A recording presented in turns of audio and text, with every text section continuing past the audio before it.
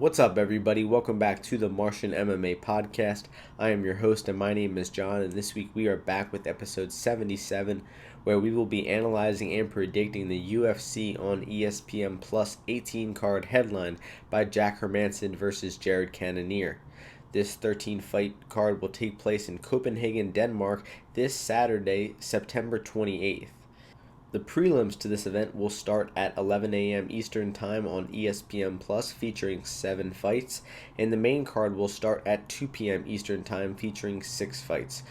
All 13 bouts can be caught on ESPN Plus, and with that being said, we are going to get right into the first fight of the evening, which would be in the bantamweight division. We have Noelin Hernandez, who is 10-3, taking on Jack Shore, who is 11-0. The opening betting line for this one was Shore minus 245, Hernandez plus 175. Right now we are seeing Shore minus 165 to Hernandez plus 145. So more action coming in on the dog Hernandez in this one.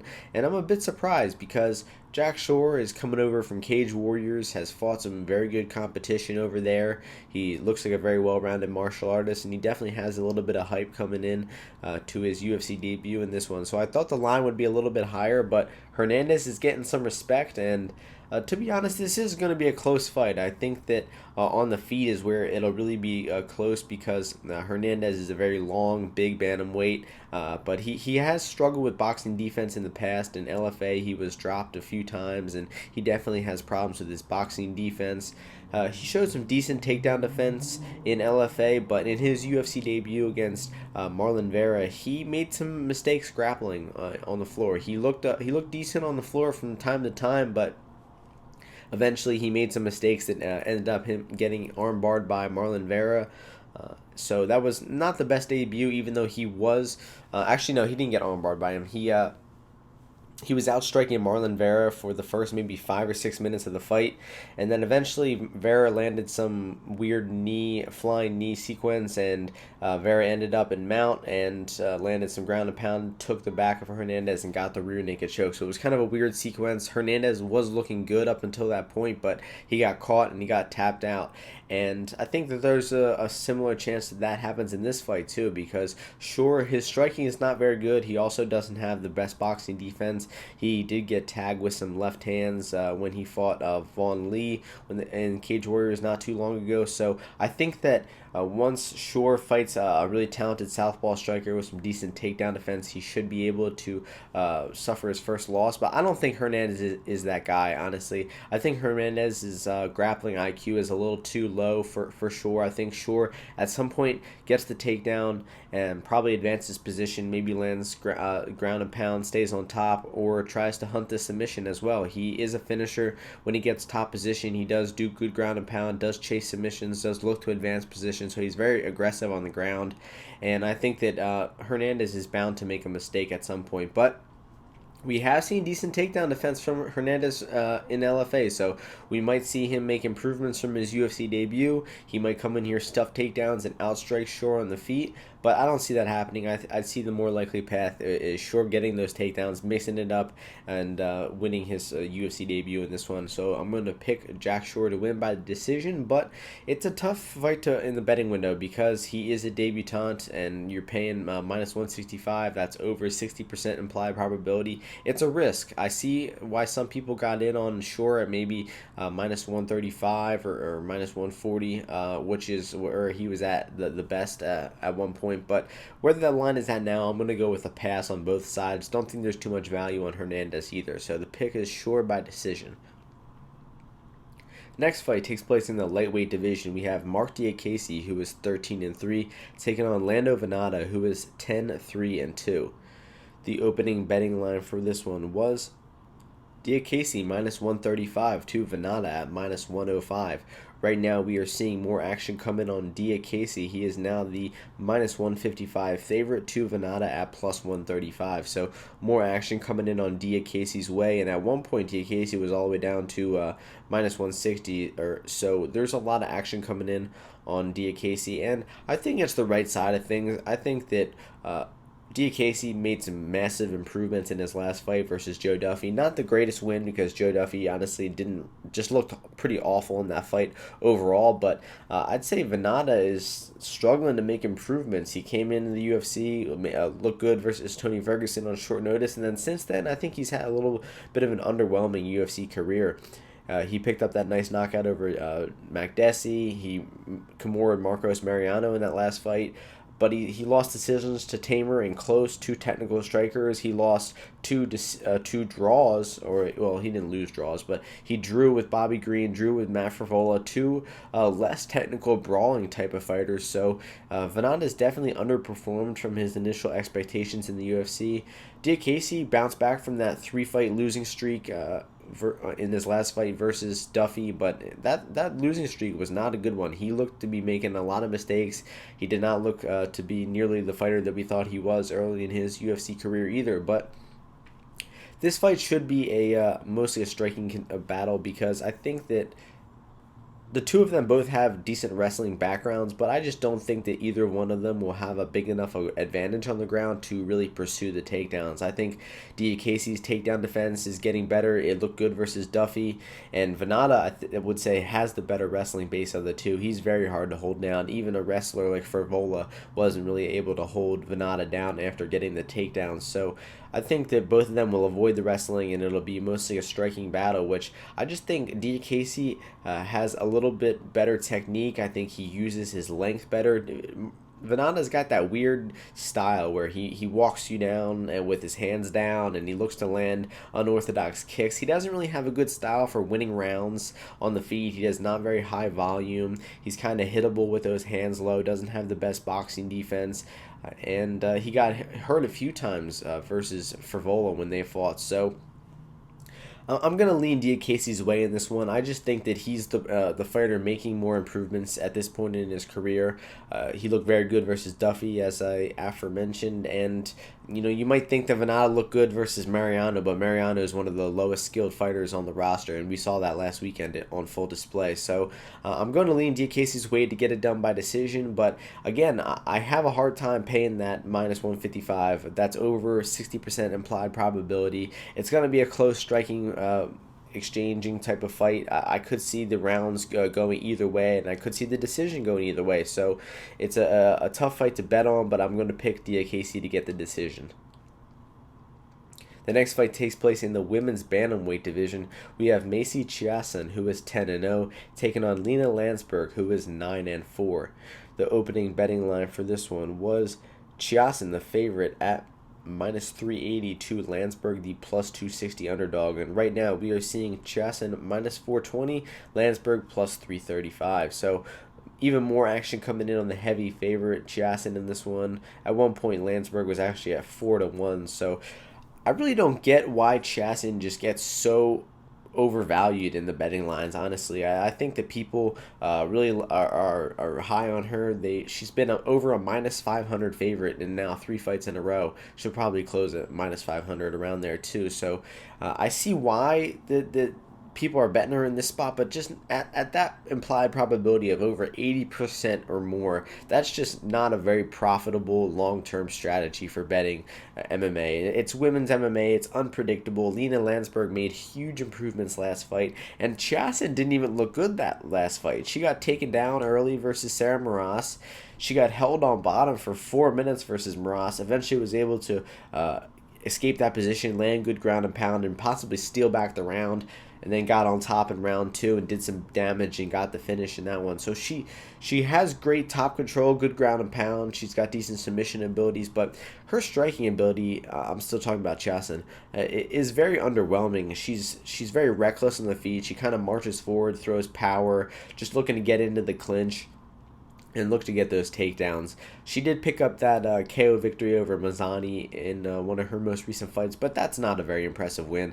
I think that Landsberg just looked tremendous in her last fight versus Evinger. The best Landsberg has ever looked by a massive, massive margin. She stuffed the takedowns of Evinger, was landing good knees and elbows in the clinch in round 1, landed a takedown, ended up on top to win round 1. in round 2. She got taken down with a body lock trip takedown versus Evinger, which I really didn't like because I was under the impression that Landsberg made improvements. She dominated. She did dominate the fight, probably won 30-26, but Evinger still took her down in round 2. And even though I'm giving praise to Landsberg right now, seeing Evinger take Landsberg down in round 2 was pretty much all I needed to see to know that Chiasson is going to win the fight, because even though Landsberg did good work in round 1, she cut her with an elbow, was landing good knees, landed a takedown, landed good ground and pound on top. After all that, Evinger still landed the takedown next round on a real sloppy attempt. So I just don't think Landsberg's takedown defense will be quite good enough to stop Chiasson. But she still won round 2. She reversed position, landed good ground and pound. She dominated round 3. Again, won the clinch in round 3, got takedowns, ended on top. It was just a great performance from Landsberg. So with that being said, I do think that Chiasson will win the fight. I think that she probably gets the takedown in rounds 2 and 3 and probably gets the finish on top. But I'm expecting round 1 to be close. I'm expecting it to be a real even battle in the clinch. Landsberg definitely has the technique edge in the clinch. And even though Chiasson is very powerful and strong in the clinch is one area where technique beats strength 9 times out of 10. If you don't know how to properly clinch and use that Muay Thai clinch that Landsberg does from her Muay Thai background, you're going to eat knees to the stomach, you're going to eat elbows, you're going to eat those slicing elbows from the elbow queen that cut Evinger in her last fight. It's a dangerous fight for Chiasson because I'd say Chiasson's biggest weakness is in the clinch and in the striking, and I'd say Landsberg will have an advantage there.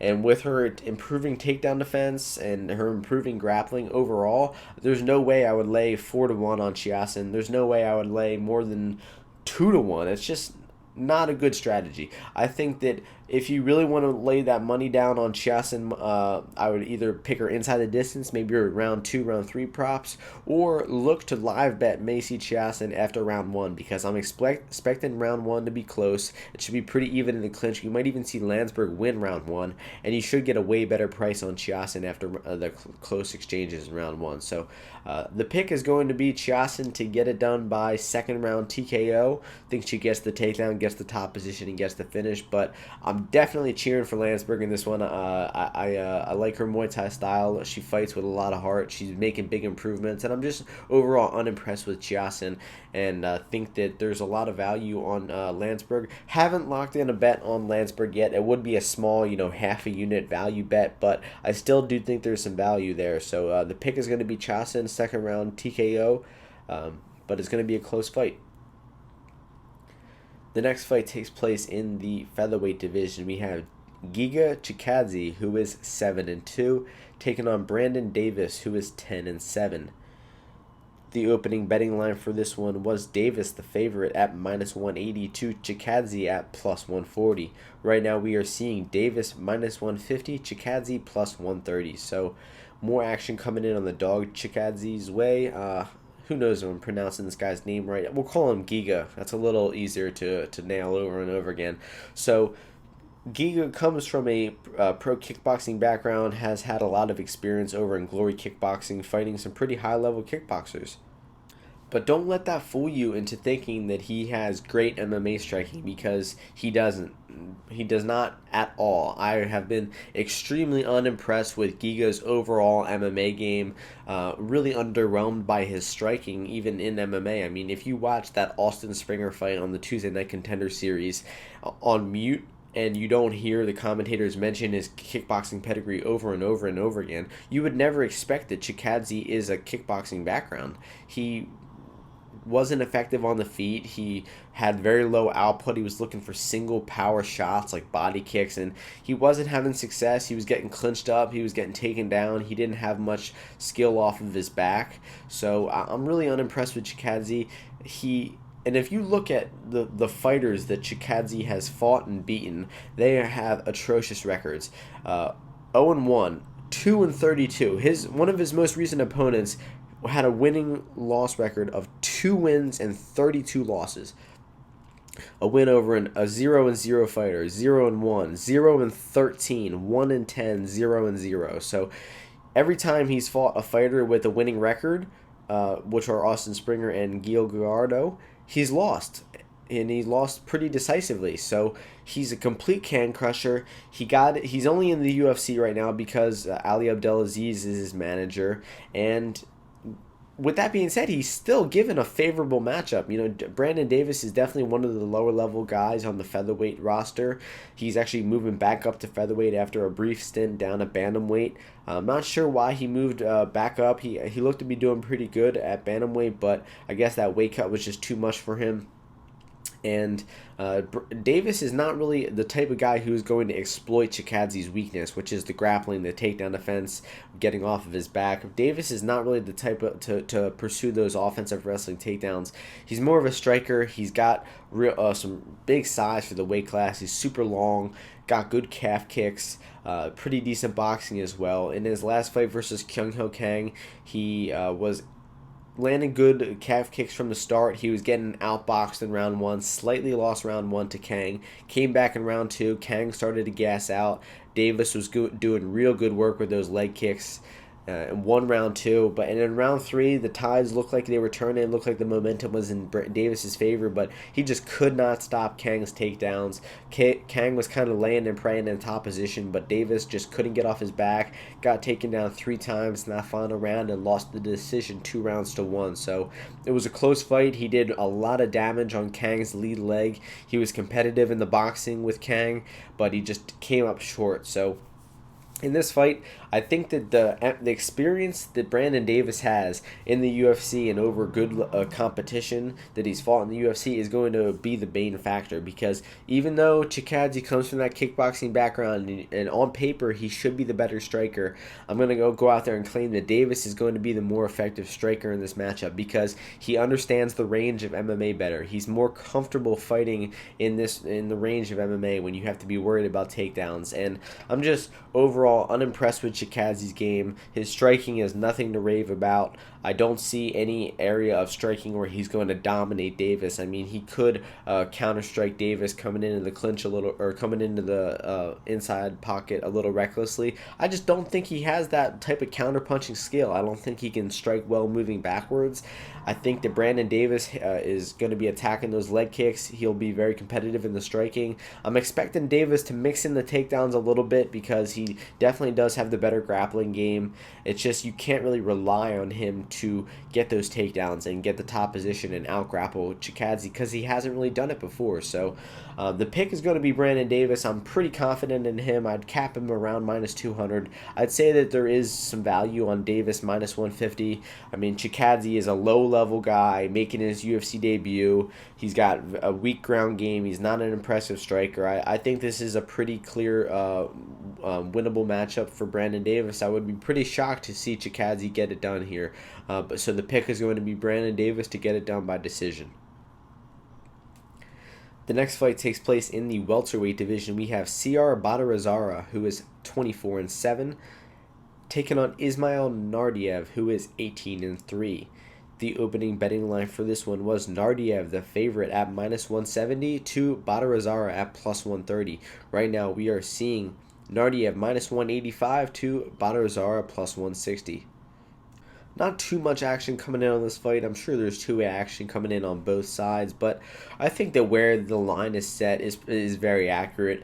Ismail Naurdiev came into the UFC this year, picked up that incredible victory over Michal Prazeres in his UFC debut. Short notice debut, comes in there in 30-26's Prazeres, stuffs takedowns, shows incredible takedown defense, great cardio, good striking as well. And then his next fight against Chance Rencounter, he kind of laid an egg. He came out in the first 2 minutes, was outstriking Rencounter, landing good punches. He went a little too hard for the finish, and then he got taken down off of a kick and spent 3 minutes on his back, and then he was gassed out after that. He got taken down off of a kick in round 2 again, spent 4 minutes and 50 seconds on his back. Could not get up from that top pressure of Chance Rencounter. Round 3, he had some opportunities on the feet, but he just was making terrible decisions. He should have, well, he got taken down off of kicks 2 times in a row, so you would think that he wouldn't throw any kicks, he wouldn't throw any flying knees, any spinning attacks. Well, he came out throwing kicks, throwing flying knees. Rencounter takes him down again and wins round 3 in a dominant fashion. So after 30-26 in Prazeres in his debut, he gets 30-26 by Chance Rencounter in his next fight. But Chance Rencounter is a really underrated grappler. He's an All-American JUCO national champion. He's got an incredible top game, and he was really underestimated going into that fight as a 4-1 underdog. And now getting over to Bahaurzada, he is an older generation type of fighter. He's an orthodox fighter. He's very flat-footed. He doesn't use much footwork. He kind of plots forward on the feet. He's very hittable. He doesn't have very technical striking. He kind of just wings combinations of wild punches. That's what he was doing versus Melender, but he was just getting soundly outstruck versus Melender. He was swinging those big wild punches while Melender was moving backwards and just using technique to counter him easily. And he got hurt real bad in round 3 versus Melender, but he was still able to get the takedown, even though he was pretty much out on his feet. He couldn't keep the top position, and round 3 was kind of a back-and-forth, sloppy grappling exchange, and he did lose that fight to Melender pretty handedly. But Bahaurzada does have a decent win over Luan Chagas pretty recently. In round 1 of that fight, he took down Chagas, was holding top position, but he got his back taken at the end or halfway through that round. That was a kind of a bad sign from Bahaurzada. He was on top, he was winning the round, and he let Chagas escape, and he let him take his back. Fortunately for him, he started pressuring Chagas in round 2, landed hard strikes, and was able to finish Chagas with a body kick in that one. So Bahaurzada hasn't been too active over the past few years, and he hasn't really been too impressive in what he's shown either. So I think that on the feet in this one, it'll be fairly competitive. It's hard to trust Naurdiev on the feet because in that last fight, he gassed out so soon. He was landing good strikes on Rencounter. He chased the finish. He gassed himself out, and he had nothing left when it came to escaping takedowns on the bottom. So we could see that same thing. Bahaurzada is super hittable, super tough. We could see Naurdiev hit him with some good strikes, chase that finish, gas out, and then Bahaurzada gets takedowns in top position and wins the second and third round. That's a possibility. Or we could see Naurdiev come out here with a more calculated approach. He not empty out his gas tank too early, just pick his shots on the feet versus Bahaurzada and hit takedowns when they're given to him, because Naurdiev should be the better grappler, the better wrestler here. And I think that if he sets up the takedowns with the punches, he should be able to win this fight pretty handily. But to be honest, at the price tag of -185, I'm not quite comfortable betting Naurdiev at that price, because even though the path to victory on paper is there, to pick his shots, to be smart on the feet, to just be the more technical fighter, because he is the more technical fighter. He's definitely more skilled. He's more athletic. He's very young. He's only like 23 years old, still improving, while Bahaurzada is like 36 at the end of his career, not fighting very often. I think that this is a very winnable matchup for Naurdiev. I just could not trust him at -185 to fight with that smart game plan, to not gas out, and to win this fight. So the pick is going to be Naurdiev to win by decision, but in the betting window, it's going to be a pass. And if Bahaurzada gets over 2-1 at some point, he could be worth a value bet on him, or maybe look to live bet Bahaurzada after round 1 if Naurdiev looks pretty tired, because I think Chance Rencounter was a +135 underdog after round 1 versus Naurdiev, so he's definitely getting a little too much respect in the betting line, and that's going to be all for this fight.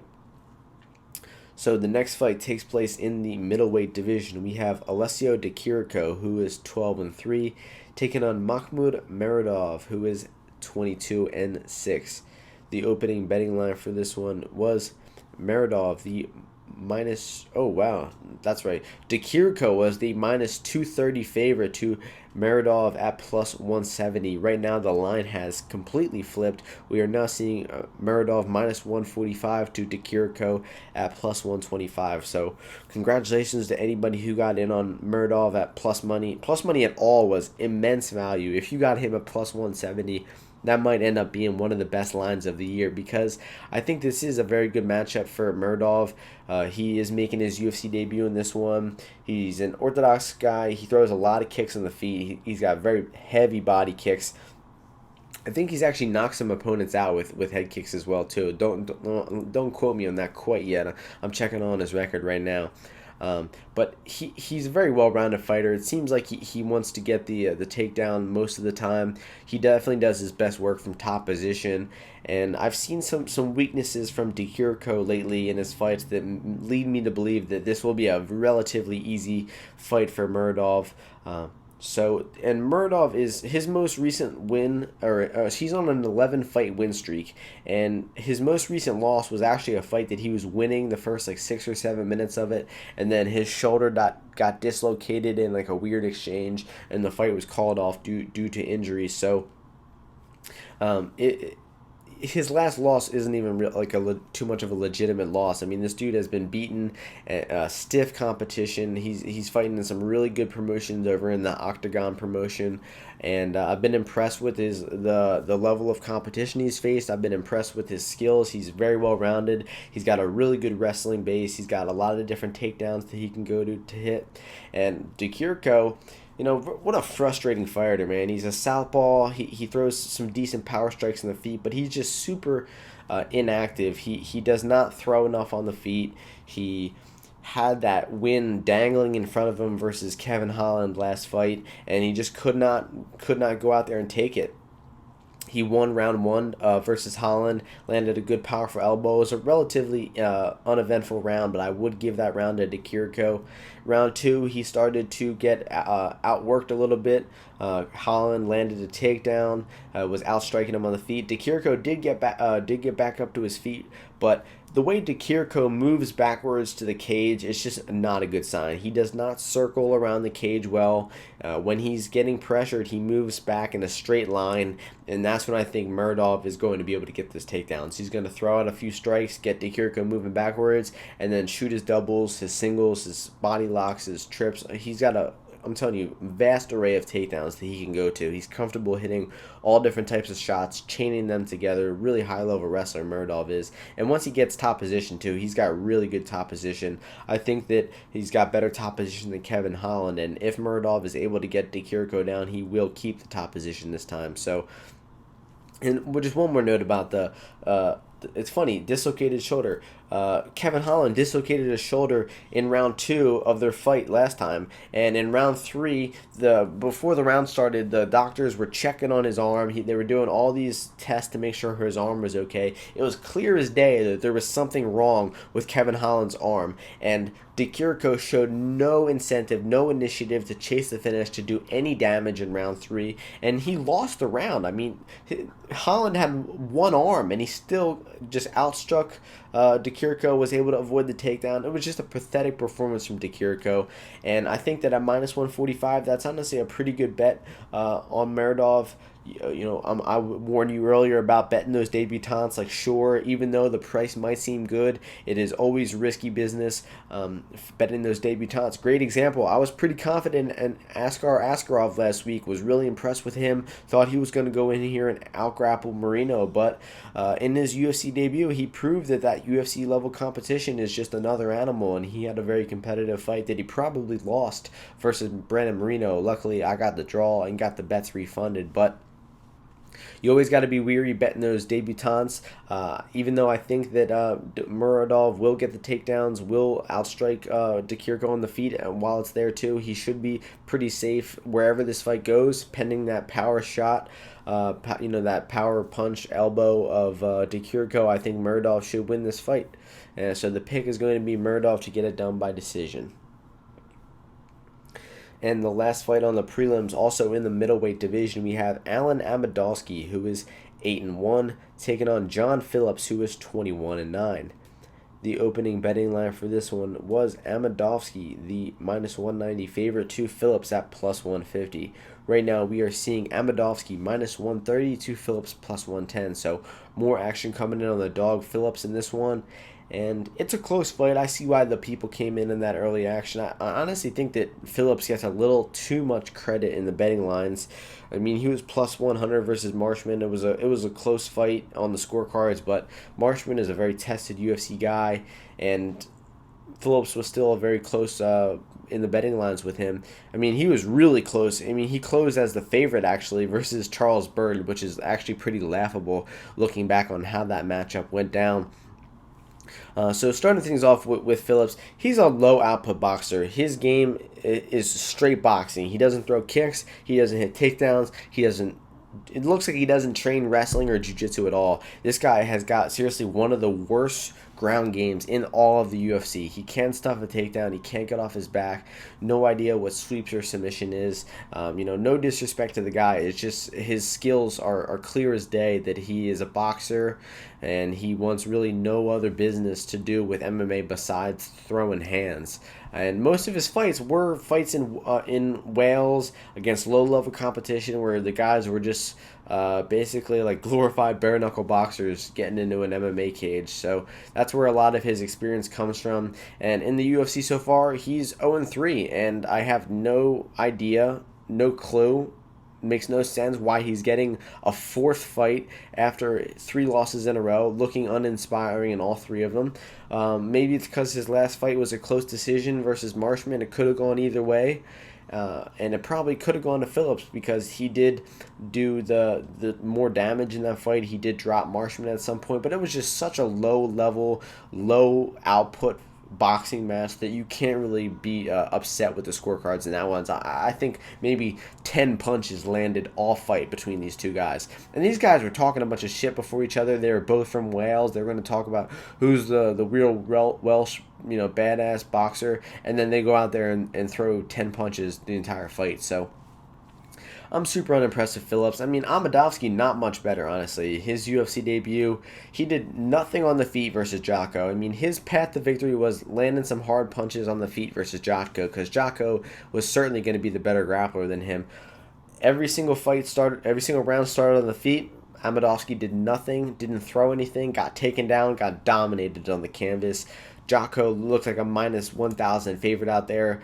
Amedovski would just learn that there's levels to the grappling, and he has shown some decent takedown abilities, top pressure. He has shown some decent knockout power in the regionals like Bellator and some of the other promotions that he's come from. Some like the highlight clips on YouTube, you can see him landing some nice knockouts over low level competition. So on the feet in this one, I think it'll be pretty even. Phillips should have the technique advantage, but he just does not throw enough. He sucks at winning rounds, and I think Amedovski is aggressive enough and throws with enough power to make this a very even fight on the feet.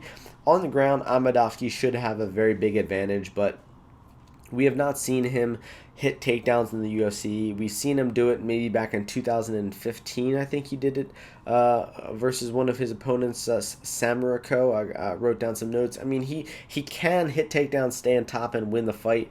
I just have a real hard time relying on him to do that because he hasn't done it in the UFC so far. He looked pretty weak in his debut, and he is the favorite currently. So I would say that it's definitely favorite or pass at these betting odds. There's no value on Phillips. I mean, if you're betting on Phillips 0-3 in the UFC, you need to reevaluate things, because even if he wins this fight, I don't think he looks good doing it. I don't think you feel confident about your bet for a second of this fight. The second they're gonna start the fight, you're gonna be like, oh man, I really put a wager on John Phillips.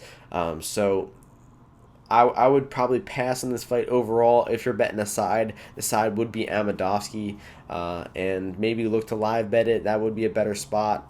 But this is going to be a pass for me in the betting window, and I'm going to probably pick Amedovski to get the victory by decision, possibly even getting a finish if he gets takedowns in this one. But you really can't rely on Amedovski to hit those takedowns. He might give Phillips a striking battle, which is Phillips' only path to victory. So that's the summary on that fight. The pick is going to be Amedovski by decision. So moving on to the 6-fight main card here in Copenhagen, we are starting things off in the welterweight division. We have Alex Oliveira, who is 27-1. That's 20 wins, 7 losses, 1 draw, no contest. And then he's taking on Nicolas-Dalby, who is 17-3-1. The opening betting line for this one was Oliveira, the favorite, at minus 185, to Dalby at plus 145.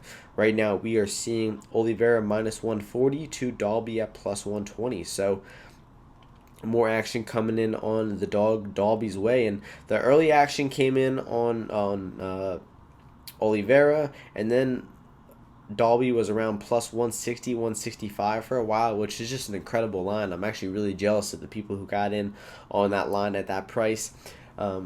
So Nicholas Dalby making his way back to the UFC in this one after his brief stint over in Cage Warriors. He lost a few fights in the UFC, got cut, picked up some nice victories over in the Cage Warriors promotion, and now is back. His last fight was actually a no contest. The fight was just so bloody that the referee actually had to stop the fight in the third round because the guys could not plant their feet. They couldn't stand up. They couldn't do anything. The canvas was so slippery and covered with blood. He was cut real bad from an elbow. He broke his opponent's nose with a right hand. They were both bleeding like stuck pigs, and it was the right call to call the fight off because of blood. It's interesting that he got in the UFC, though, off that performance. I mean, I guess the UFC just saw how savage of a performance was and decided it's time to give him another shot.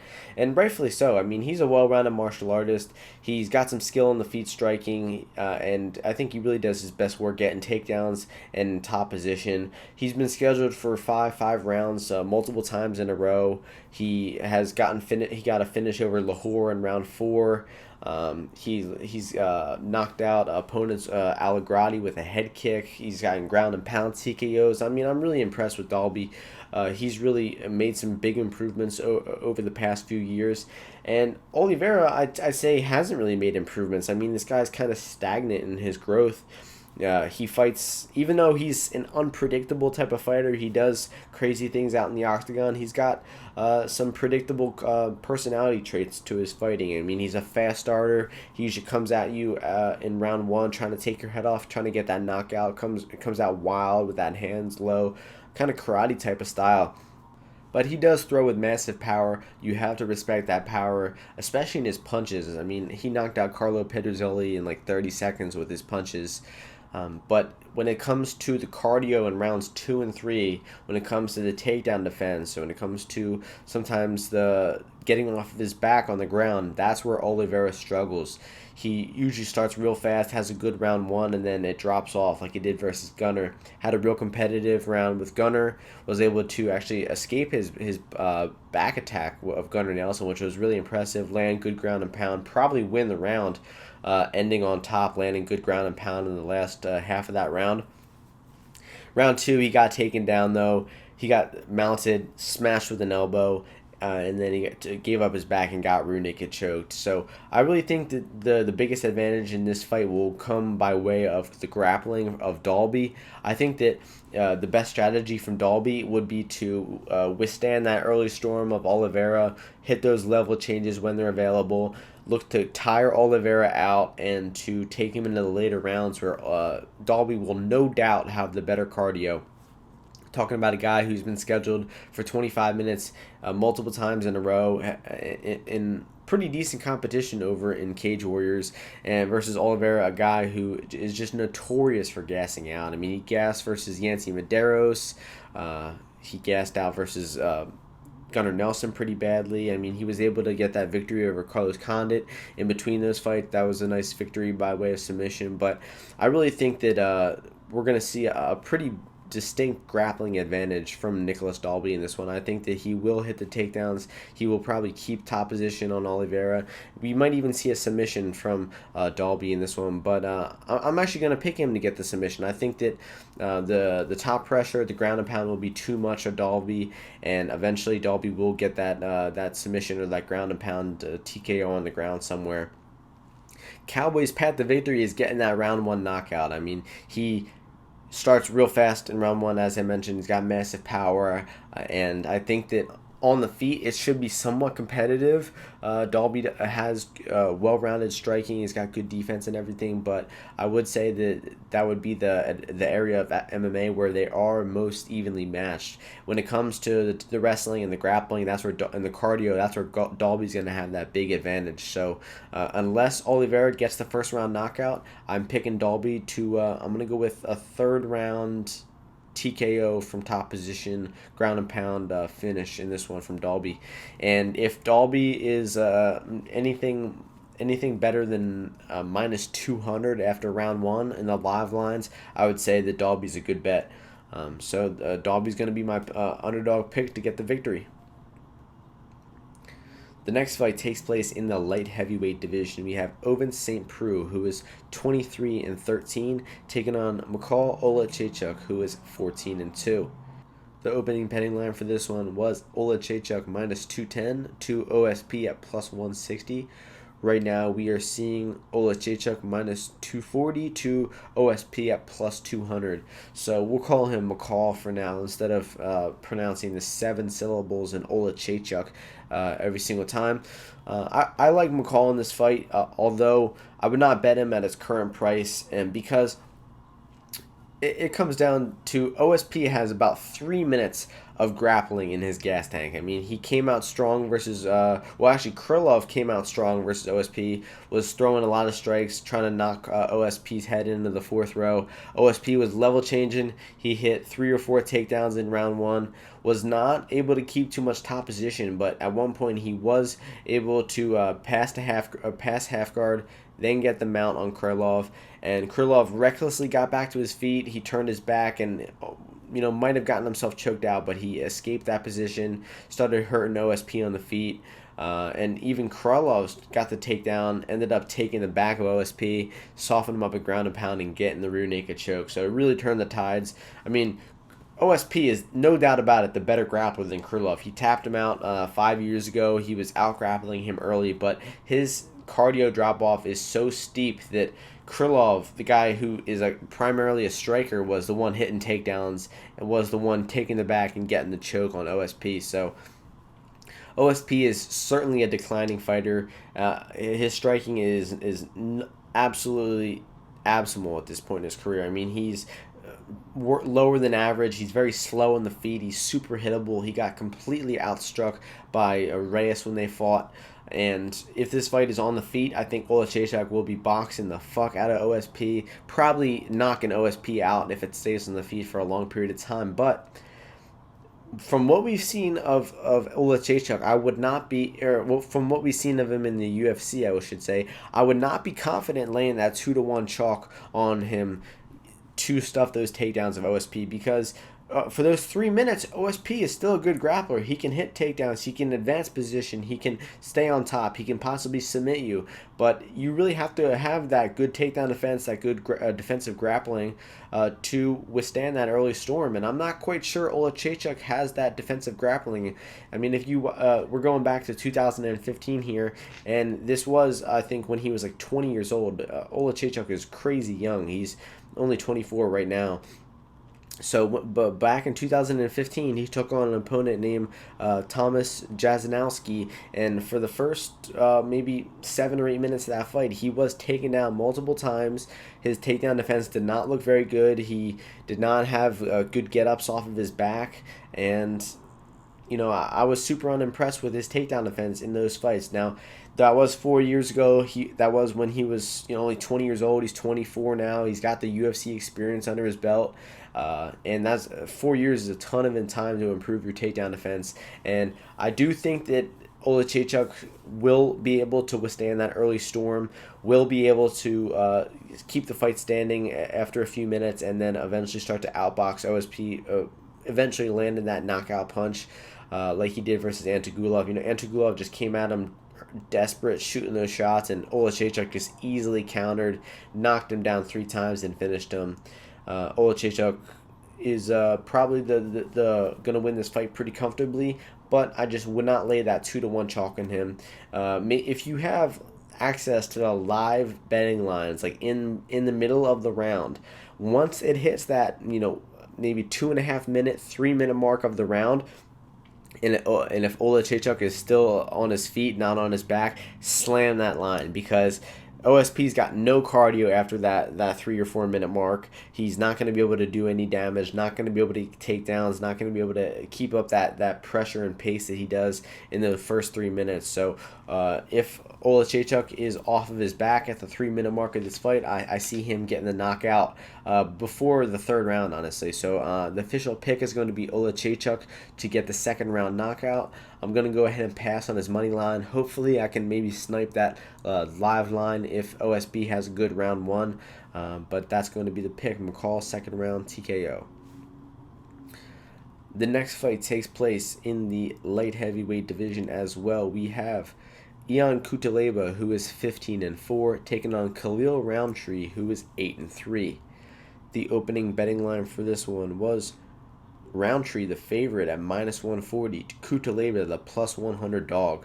Right now, we are seeing Roundtree -125, Cutelaba +105. So, honestly, a bit surprised by the line movement in this one. We saw some early action come in on Cutelaba's way, then that late action pushed him back up to as high as +135 at one point, and now the line is slowly creeping back down to evens with that late action coming in back on Cutelaba. And I'm really shocked by the line move in this one. You know, Cutelaba is a wild, powerful striker. He fought Teixeira in his last fight, and he actually looked very improved in that fight. He was stuffing takedowns of Glover. He stuffed like 5 or 7 takedowns in the first 7 or 8 minutes of that fight versus Glover, and was outstriking Glover on the feet. He actually rocked Glover pretty badly with a spinning back fist at one point, but his cardio dropped off definitely in round 2. He got one of his kicks caught. He got put on his back. He got mounted, ground and pound, gave up his back, and he got rear naked choked in the second round versus Glover. So Cutelaba is a dangerous striker. He throws with real power on the feet. He's got some decent technique on the feet too, but like we've been talking about with the past couple of fighters, he has a cardio drop-off. I would say his is more around the 6 or 7 minute mark where he really starts huffing and puffing, and it's because he goes for your head, man. He goes for the kill. He headhunts. He tries to get that knockout in round 1, and if he doesn't, he really doesn't have too many other options. Meanwhile, Roundtree, he used to be that guy. He used to come at you trying to knock you out in round 1 like he did versus Michal back when they fought in 2017. And he was the one gassing out like Cutelaba was, like, you know, hundreds of light heavyweights, middleweights, heavyweights have before. They go for that early round knockout, they don't get it, and then they're gassed out and they lose the latter half of the fight. But Roundtree has made massive improvements in his last fight. I mean, it's only one fight, so I'm not going to... Actually, well, he knocked out Gokhan Saki with a straight left hand. That was a great victory. Then he takes on Johnny Walker. He gets out-clinched in that fight, gets rocked and dropped with an elbow, and just completely knocked out cold. And he realized he was out-clinched in that fight. He realized that his Muay Thai was not as good as Johnny Walker, so he decides to move to Thailand. He's now Bangkok ready, and he looked incredible in his last fight versus Anders. He was attacking that lead leg of Anders, had a completely new style, a Thai style. He was throwing 60-70% power shots instead of putting his 110% power into every shot and gassing out. He picked his punches. He knocked Anders down 4 times with punches in that fight. Just put a complete thrashing on Eric Anders. Butchered his legs with leg kicks. He fought calculated. He didn't gas out. It was just such an improved performance by Roundtree. You know, his clinch game is getting better. He's working with real high-level Thai fighters over in Thailand. And with all this being said, I really do favor Roundtree in this fight. I mean, we're talking about a guy who's clearly making improvements. He saw something go wrong in that fight versus Walker. He improved his clinch. He improved his gas tank, improved his fight IQ. And, I mean, it was against Eric Anders, who looked bad that fight. He was not pressuring. He was kind of just standing in that range, getting outstruck willingly. Wasn't looking for takedowns. Wasn't nearly aggressive as he usually was. But Cutelaba is going to be marching forward, looking to throw those power punches, and Roundtree is going to be cool, calm, calculated, and looking to counter. He's going to be looking to punish the legs of Cutelaba. He's going to look to counter punch Cutelaba, and I think he does so with success. I think that he's going to be limiting that movement of Cutelaba right away with the leg kicks, He's going to be counterpunching Cutelaba when he's coming into the pocket recklessly. He probably outstrikes Cutelaba early. Cutelaba is going to gas out. We might even see Roundtree get the knockout, but he just fights so smart, and like he did versus Anders, I honestly think he just picks his shots, avoids that power punch of Cutelaba. I think he's going to respect the power coming off of that knockout over Walker. He's fighting much more smart. He's going to stick to that game plan, to that Thai style game plan, attack the lead legs, counter punch, and I'm gonna go with Roundtree to get it done. I think the damage will accumulate a little bit. He will that gas tank of Cutelaba is gonna drop off, and I'm gonna pick Roundtree to get the third round knockout in this one. Cutelaba's path to victory, I would say, is that first round knockout. He's gonna have to try to test that ego of Roundtree, draw him into a brawl, and try to make it a less technical fight, because Roundtree, he still does have I still don't think his problems with being pressured are gone. I don't think he's completely a world-renowned fighter now. I think that he still will face problems against wrestlers and against guys with good pressure and good top games, but Cutelaba is not one of them. I think that it's actually a very favorable matchup for Roundtree in this one, and I have a 1.7 unit bet locked in on Roundtree at minus 125 that I made about a week ago, and the line is still hovering around that price, so I think that's a very good bet. So the pick is going to be Roundtree to get that second or third round knockout in this one. The next fight takes place in the welterweight division. We have Gilbert Burns, who is 16-3, taking on Gunnar Nelson, who is 17-4-1. The opening betting line for this one was Nelson minus 130, Burns minus 110. Right now, we are seeing the line flip. Burns is now the slight favorite at minus 130 to Nelson, the slight dog, at plus 110. So short notice matchup coming in here for Burns. Another short notice matchup. He fought Alexei Konchenko, short notice, up a weight class like a month ago, and he looked incredible in that fight. I picked him to win that fight as an underdog, and man, he just looked incredible. I mean, Burns is impressing me more and more fight to fight. This guy is just making massive improvements. He always had an incredible jiu-jitsu pedigree. Kind of relied on it, though. Only really had some power striking to go along with it. He's developed his technique and his striking. His leg kicks have gotten a lot better, and his wrestling has also improved, man. His level changes and takedowns, I think, have gotten a lot better. He completely outclassed OAM a few fights ago. Outboxed him, out-wrestled him, out-grappled him, and Burns is just a different animal, man. Right now, I think he's really coming into his own, entering the prime of his career. And Nelson, been in the UFC for a while, very well-known guy, but I think he's kind of had a little more notoriety in like the casual scene than his career really calls for, if you know what I mean. Like, he's a very popular fighter. He's friends with Conor McGregor. He's a very well-known fighter amongst casual fans. But if you look at the guy's record, I mean, he's been rather unimpressive. He's hasn't fought that often over the past few years. I mean, most of his wins are over lower-level guys like Brandon Thatch and Alan Joban, Zach Cummings, Alex Oliveira. And when he's fought those higher-level guys, Damian Maia, Ponzinibbio, Edwards, he's lost those fights. And he has weaknesses. I would say that his boxing defense is a big weakness of his. He keeps those hands low in that karate type of style, and for big power punchers, they can exploit that. And that's what Santiago Ponzinibbio did, knocking him out in under 90 seconds. He's got some bad defense in the clinch as well. In his most recent fights against Leon Edwards, he got dropped with an elbow, exiting on the break with his hands down from the clinch. And Nelson does have good takedowns. He does have elite jiu-jitsu. I just think that his jiu-jitsu, although it's great, it's world-class jiu-jitsu, black belt level.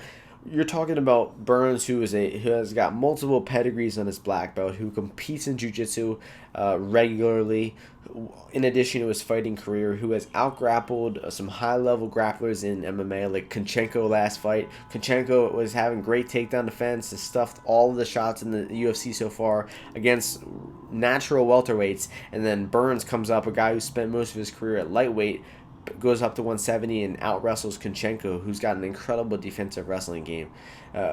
just more just gushing about that performance from Burns in his last fight over Konchenko.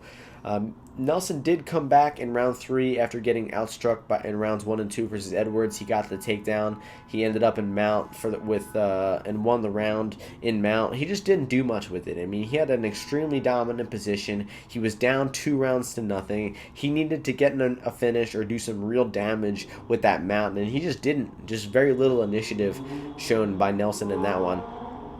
And I mentioned earlier in the podcast, when Gunnar Nelson fought Alex Oliveira, he had the back take on Oliveira for a short period of time, but even Alex Oliveira was able to reverse that position and land good ground and pound. He had an extremely competitive round 1, probably lost round 1 because he spent some time on his back. He got hit with some ground and pound, and I think that's how this fight goes, and it's Burns going to be... He's going to be the better striker on the feet. I think he's got the better wrestling game, and I think he's got the better jiu-jitsu game as well. I think he certainly has the better top game of the two. I think Burns is going to look to put Nelson on his back, and once he puts Nelson on his back, he neutralizes Nelson's best MMA quality, which would be his top game.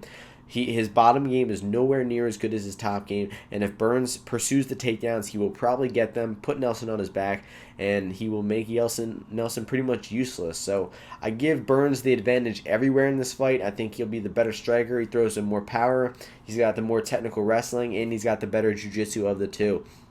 It should be a really high-level fight because these are 2 elite-level black belts. It should be an intriguing grappling match if it goes to that. But I just give Burns the edge everywhere, and also have a 1.7 unit bet locked in on him at -125 odds as well that I made a week or so ago.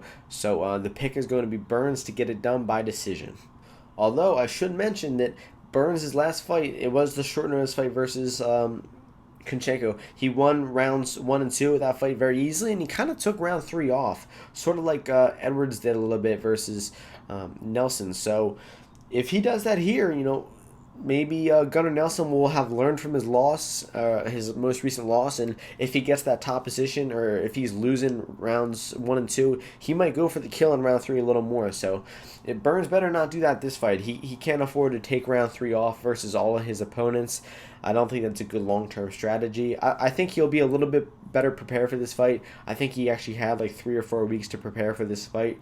And he's just an insane athlete, always in shape, always competing or training for something, a match or a fight of some sort. So I'm pretty confident in Burns to get this one done. I mean, Gunnar Nelson was supposed to fight Thiago Alves as well, which would have been a complete walk in the park for him.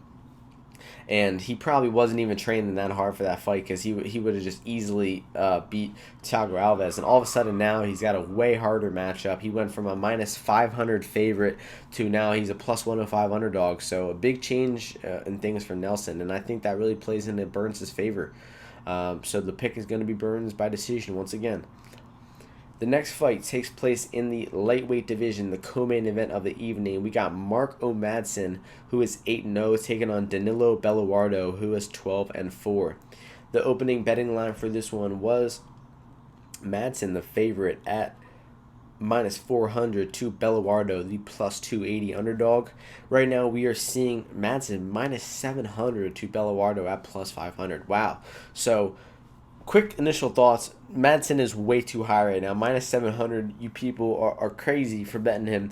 He is making his UFC debut in this one. He is I think maybe the only Danish, is that what you call a person from Denmark? Danish fighter on the card. The UFC went out there and found a popular Danish fighter and put him in the co-main event slot, and they gave him an extremely easy matchup. Belluardo, one of the lowest level guys on the roster. No disrespect to him, but his last fight just showed his clear lack of experience and showed that he does not deserve to be in the UFC at all. So Marco Madsen is a Olympic wrestler. In the 2016 Rio Olympic Games, he got silver medal in wrestling. So this guy is the highest level wrestling you can get. I mean, he was the second best wrestler in the world only 3 years ago at his weight class. So no matter how good Belluardo's takedown defense is or his defensive grappling is, it's not going to be good enough to compete with a silver medalist in the Olympics as recently as 3 years ago. And I'm not just saying that blindly. I've watched Belluardo fight. His defensive grappling is not very good. I mean, he was on top of that fight in Alvarez. He was winning that fight. He was landing the takedowns on Alvarez. And then he eventually got half guard sweeped in round 2 and got Dagestani handcuffed, and he got smashed to ground and pound and TKO'd. I mean, he was winning the fight. He was staying on. He got hit the takedowns. He was just staying in Alvarez's guard, just winning the rounds on top. Then he gets half guard swept and finished. I mean, it was a really weird sequence. He was actually struggling with the striking of Alvarez too in that fight. Alvarez was just staying at kicking range, kicking Belluardo, and Belluardo just didn't really have an answer. Belluardo is pretty much strictly grappling based. Most of his wins have come by submission, but even with that said, his grappling is not very good. I'm not impressed with his skills at all, and I think that his skills will be good enough to not get submitted here because Madsen, although does have incredible takedowns, great double leg takedown, he does not have the best finishing ability, and he does not have the best jiu-jitsu or top control. He will start the rounds, the first 60 seconds, 90 seconds, not doing much, throwing the occasional punch or two. He's got that typical wrestle boxer type of striking. He kind of spams the overhand. He just kind of gets you thinking about the striking for a minute, and then he shoots his double legs.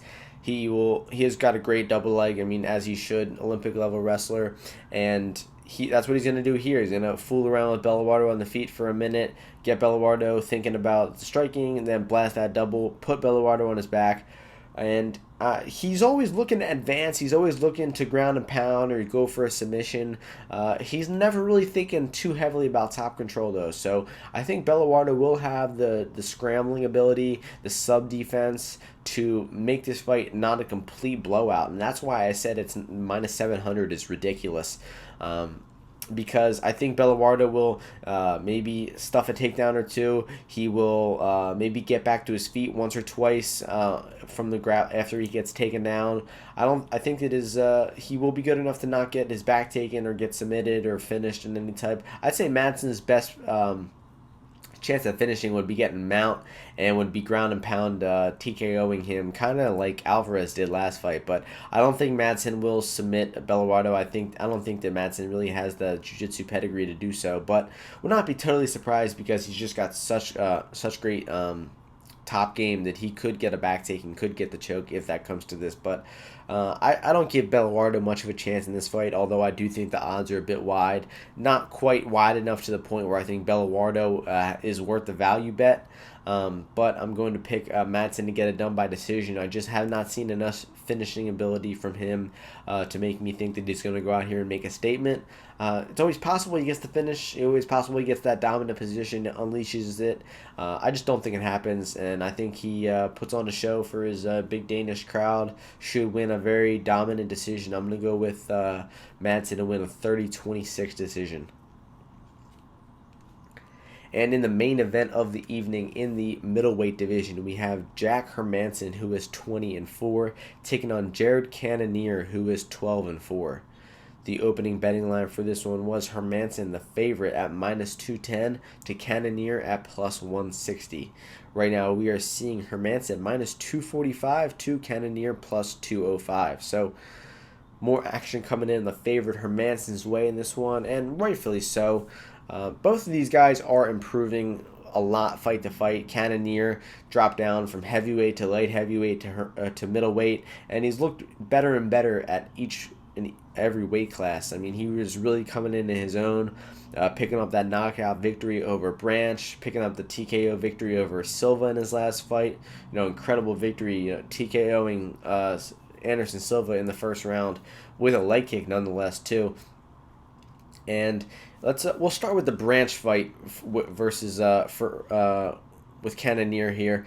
So in the first 20 seconds, he got double leg by Branch. He had some good get-ups. He used the cage to get back up to his feet. He got taken down another once or twice, and he probably lost round one just spending a little too much time on the bottom of the grappling exchanges. Got taken down a few times, but I just saw some really bad tendencies from Cannonier when he was stuffing takedowns. Like, he turns his back away, like giving up the back take possibly, or giving up an easier takedown. He doesn't particularly have good underhooks, good overhooks. He doesn't really dig wizards, or doesn't just do the right things to stuff the takedowns. And I think that will be his ultimately what loses him this fight. Cannonier, I'd say his best path to victory would be landing that knockout blow on the feet. He's got good leg kicks. He's got power in his right hand, but his striking is not really too impressive overall. I mean, his leg kick and his right hand are really his only two weapons. And he attacked that lead leg of Silva right away, throwing inside-outside leg kicks. It was a clear game plan. It worked great. And one thing I will mention is that Dominic Cruz, when he was commentating Hermansson's last fight, he said that I'm surprised Jacare is not throwing leg kicks right now, because Hermansson turns his knee in a way that his knee is facing inward, and it would be a really good target for a leg kick. So that's definitely going to be a path, or going to be a game plan for Cannonier in this one. He's going to be looking to smash the legs of Hermansson, limit the movement of Hermansson, and land that knockout punch on the feet. But I do not think he has success doing so, because Hermansson has that crazy in and out movement. He's very light on the feet for the first few rounds, moving in and out, throwing jabs, throwing his own leg kicks, and he really does his best work on the ground. He's got some of the best top game in all of MMA. He's got a really good wrestling background. He does his best takedowns from the clinch. He whipped Dave Branch down to the clinch, whipped Dave Branch down to the ground in the clinch with some crazy throw takedown. He took Gerald Michard down with that body lock takedown. He even got takedowns on Jacare a few times. He caught a leg kick of Jacare, blasted a double off of that. He's really got a vast array of takedowns that Hermansson can hit. And once he gets you on the ground, he is an elite level guard passer. He's an elite level position advancer. His ground and pound is terrific. His submissions are great. His arm in guillotine is his bread and butter submission, and he taps like almost everybody with that move. Jacare was locked in deep to that arm in guillotine in round one of that fight after getting dropped at that short 4-punch combination against the cage.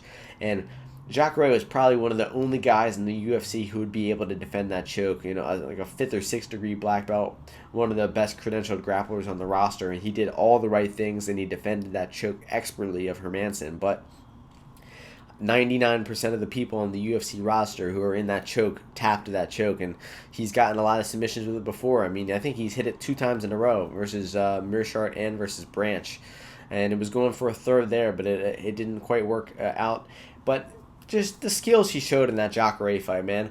If you go back and listen to that episode of the podcast, it was the UFC Sunrise podcast. I forget exactly which episode, but I said something is going on with Hermansson right now. This guy is improving at incredible rates.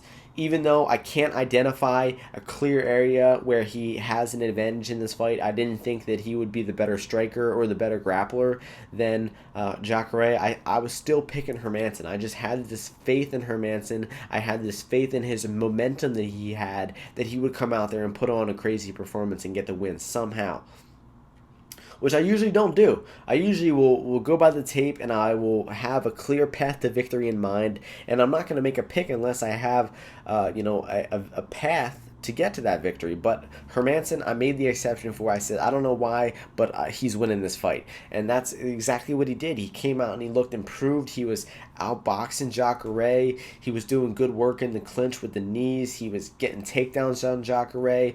In round 2, Jacare threw a telegraph leg kick. Hermansson caught the leg kick and shot one of the fastest double legs I've ever seen in MMA. Kept Jacare on his back for 4 minutes and landed 109 ground strikes in that round. Just short little pitter-patter ground and pound, but that sometimes he gets mount and unleashes powerful ground and pound, but this time he was just content to sit in the guard of Jacare and smash him with that pitter-patter shots, outlanding Jacare by 99 strikes in that one round alone. It was 109 strikes to 10 or something like that, or 108 to 9. Just an incredible performance from Hermansson. His takedown or his cardio was great. He won Rounds 1 and 2 were clear rounds to Hermansson. Rounds 3, Jacare came back, was having a little more success, was punching to the body of Hermansson. That might be another path that Cannonier looks to exploit as well. Hermansson looked to struggle a little bit with the body punches. So if Cannonier comes out here looking to attack that body, that might be a path to victory for him.